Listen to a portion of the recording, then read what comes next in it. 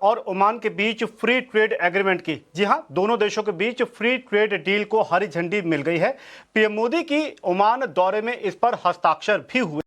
इससे दोनों ही देशों के बीच व्यापारिक नजरिए से कई रास्ते खुलेंगे, लेकिन फायदे के लिए ओमान अपने लिए क्या देख रहा है, भारत का इसमें क्या कुछ फायदा होता हुआ नजर आएगा, इसी पर और ज्यादा जानकारी दे रही हैं हमारे सहयोगी सुमिता करीर।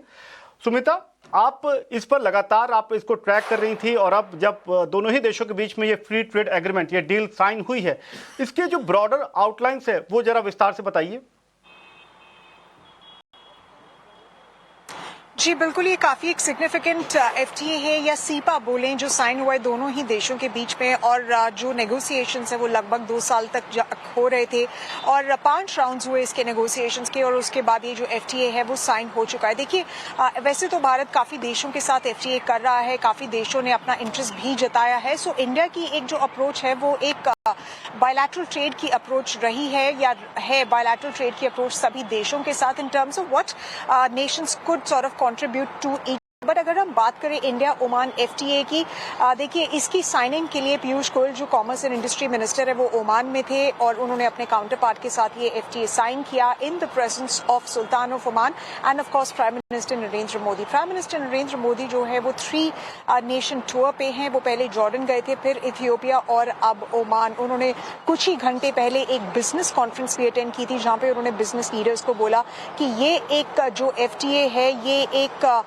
वे थ्रू है बाकी सेक्टर्स में कोलैबोरेशन करने के लिए, और डेफिनेटली इंडिया जो है वो ओमान का जो 2040 का विजन है उसको सपोर्ट करता है।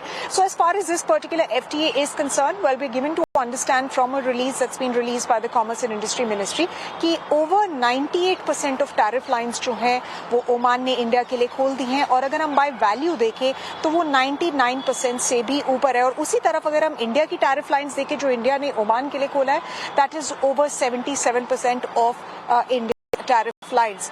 और ऑफ कोर्स अगर हम सिनर्जीज देखें तो किस सेक्टर्स में अपॉर्चुनिटीज अनलॉक होंगी, वो अपॉर्चुनिटीज होंगी इंडिया के लेबर इंटेंसिव सेक्टर्स जैसे gems and jewellery, footwear, engineering products, plastics, furniture, agri products, pharmaceuticals भी है, मेडिकल डिवाइसेस भी है, ऑटोमोबाइल्स भी है, and of course there is a separate services agreement भी जो इसमें साइन हुआ है। और ये देखिए एक दूसरा अग्रीमेंट है इसी साल जो साइन हुआ है which is been very ambitious after the India UK agreement.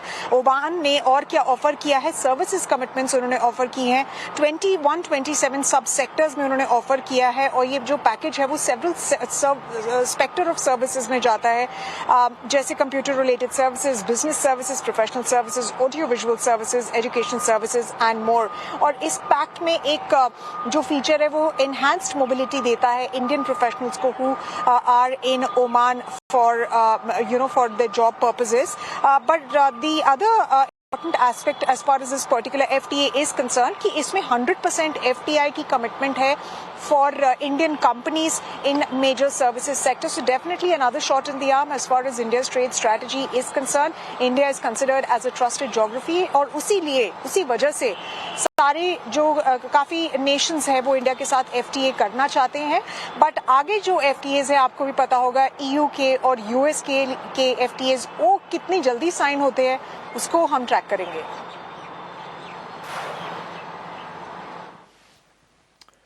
बिल्कुल सुमिता, धन्यवाद ये विस्तार से बताने के लिए कि इस ट्रेड डील की क्या अहमियत है। फिलहाल इस बुलेटिन में इतना ही, लेकिन देश और दुनिया की बाकी तमाम अहम खबरों के लिए आप बने रहिए ET Now स्वदेश के साथ।